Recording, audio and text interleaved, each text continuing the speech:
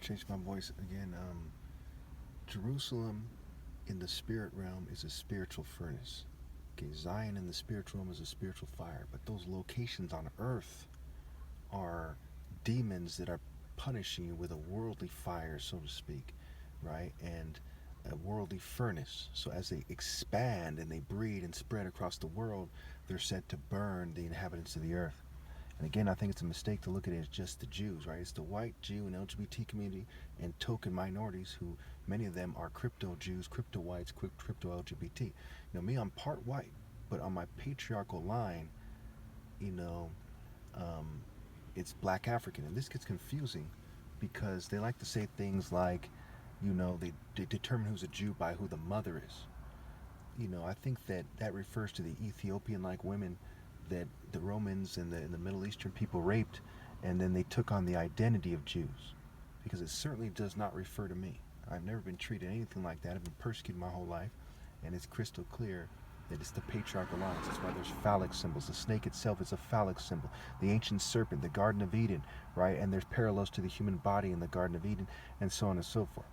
Okay, so at the end of this, chapter, I talk about how, the Jews are made into like a sharp mouth, right, with sharp teeth that's devouring people. And that goes back to the satanic imagery of the devil devouring people.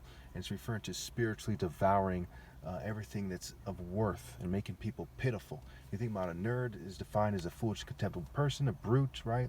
They say in the Bible, betas is breed scrambled. So they're making them, like in Jeremiah 50, spiritual weaklings, mental weaklings, right? Afraid to do what's right, just worms, just cowards, something that warriors can't respect. And we look at how man naturally evolves. Naturally evolved into a warrior willing to die for a cause, and that the highest cause is God. So a warrior of God can't respect Exodus 15:3. The Lord is a warrior, the Lord is his name.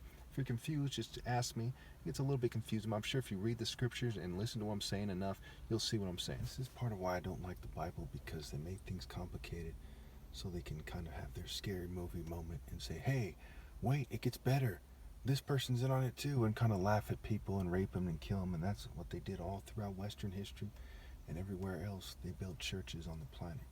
It's just a main part of history, especially when you read between the lines, right? They set them up, they set them up, they set them up with the alcohol, with the churches, with the second-rate weapons, you name it, right?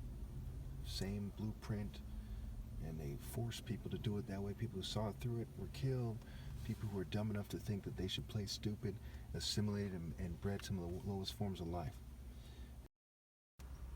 So in a nutshell, the Jews who do not obey God through me are referred to as worms in Isaiah, okay? And the worm is an archaic word for snake. And that's why it says in Isaiah 65 through Isaiah 66, the chapter 65 through 66, that the serpent's going to eat the dust. And it says in the Bible that man will return to the dust.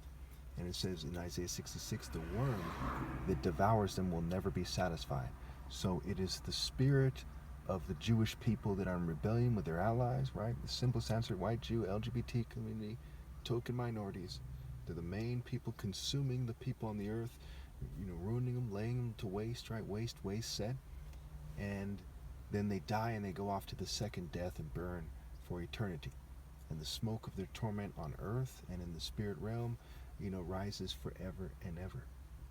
That's what the Bible is saying. Okay, so who is the ancient serpent? The devil? He's most embodied according to the Bible. Okay, for the sake of the rules on YouTube, I'm not going to give you my opinion on it at this time, but according to the Bible, it's most embodied by the Jews and the whites, the LGBT community, right? Sodom and Gomorrah, the Romans who killed Jesus, okay, and Jerusalem, the city that murders the prophets, right? As Jesus said, the kingdom of heaven is taken away from them. So then what happens to the Jews? They transform into the devil and they're going in, right? What does a worm do? What does a snake, right? They like to go into holes in the earth. It's pretty straightforward. So I'll end by saying this.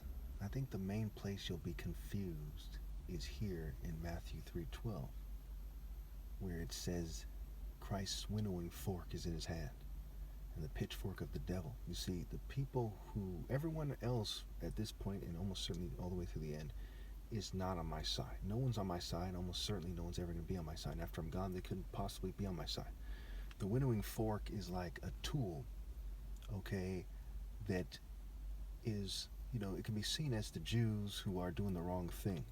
Okay, they're leading people astray. Okay, that's why it says in Isaiah 30, he places in the jaws of people a bit that leads them astray, and it causes them to get burned. Right, they're being burned with fire. It's like when you're ripped off, they say you've been burned. Right, they're being burned romantically, spiritually, financially, socially, politically, you name it. They're being burned by the white Jew and LGBT kind of governing class core and the token minorities.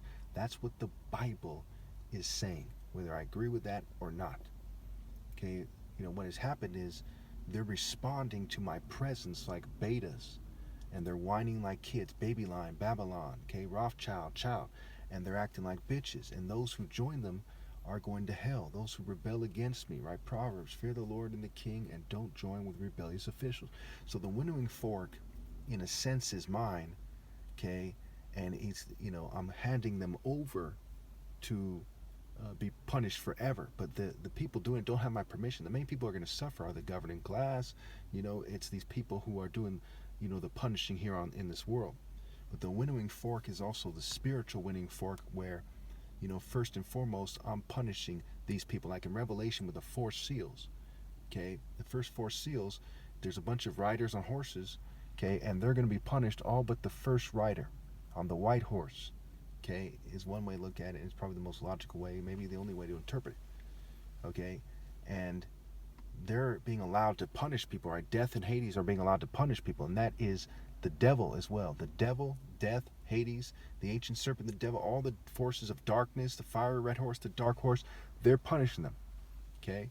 So America, Israel, the UK, these are some main centers of Satanism that are punishing people for not doing the right thing. How do you know I'm right? Well, look for the characteristics, right?